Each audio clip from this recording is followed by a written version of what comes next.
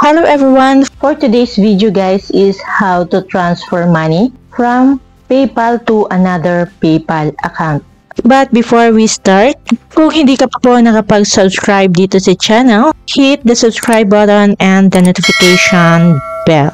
At nang sa ganon ay ma-notify po kayo kapag may bago po akong upload na video.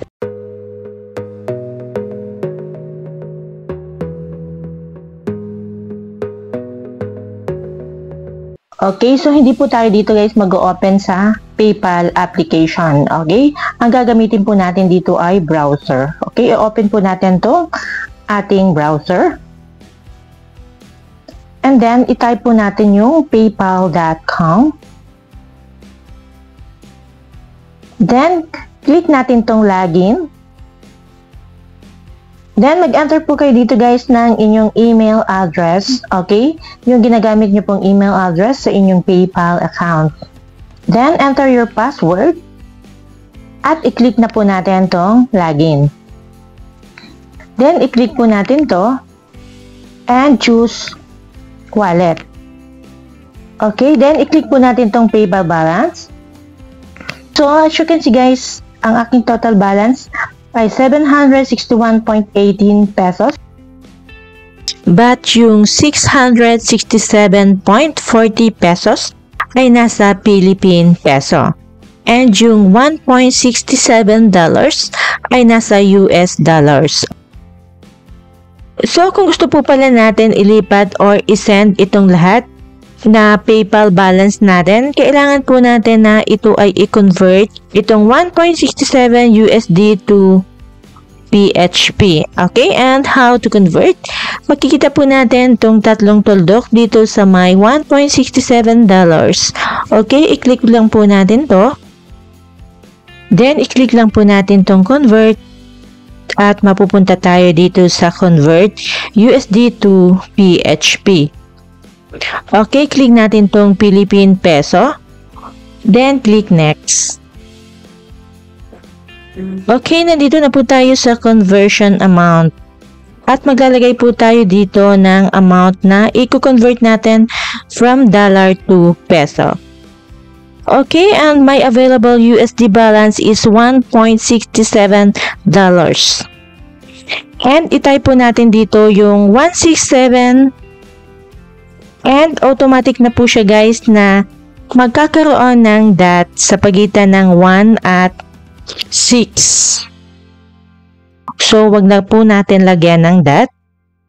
Ang ilalagay po lang po natin ay 167 if yung amount na i-convert nyo ay 1.67 US dollars. Okay, click na natin tong next.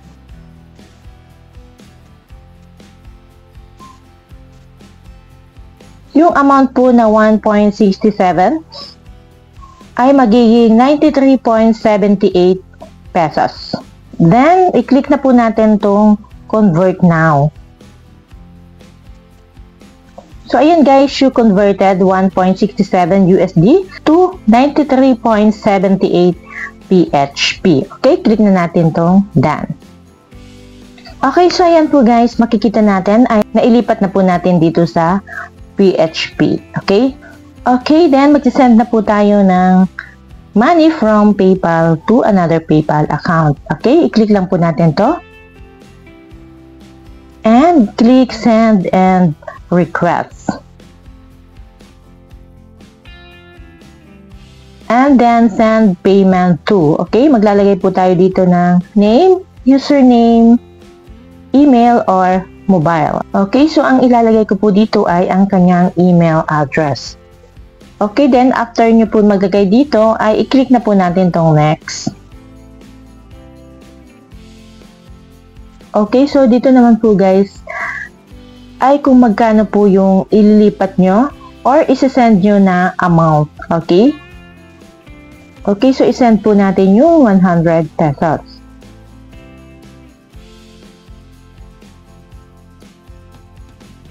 Then, click na natin tong next. Okay, how do you want to pay? Okay, piliin na natin tong PayPal balance. Okay, so nakalink po kasi dito yung aking Visa card. So kapag PayPal balance ay wala pong fee, and kapag Visa card naman po yung pinili ko, may fee po na 18.40 pesos. Okay, so dito po tayo sa PayPal balance. Then click next. Okay, so makita po natin dito yung total amount is 100 pesos and PayPal fee is 0. So, wala po tayong charge. Okay? And then, click na po natin itong send. So, ayan po guys, ay nailipat na po natin yung 100 pesos. And makikita po natin dito sa isang PayPal account. So, kanina po ay 0 balance. So, ngayon po ay may balance na po na 100 pesos. Makikita po natin yung money received na 100 pesos. Okay? And dito naman po ay makikita natin yung 100 pesos na deduction, and yung total available balance na lang po is 661.18 pesos. Okay, i-open naman po natin ang ating email inbox. At may matatanggap din po tayo ditong email from PayPal. Okay, so ganito lang po guys mag-send money from PayPal to another PayPal account. Okay guys, I hope na natulungan kayo nitong video. At kung natulungan po kayo, please leave like and don't forget to subscribe. I greatly appreciate it. Okay, thank you for watching.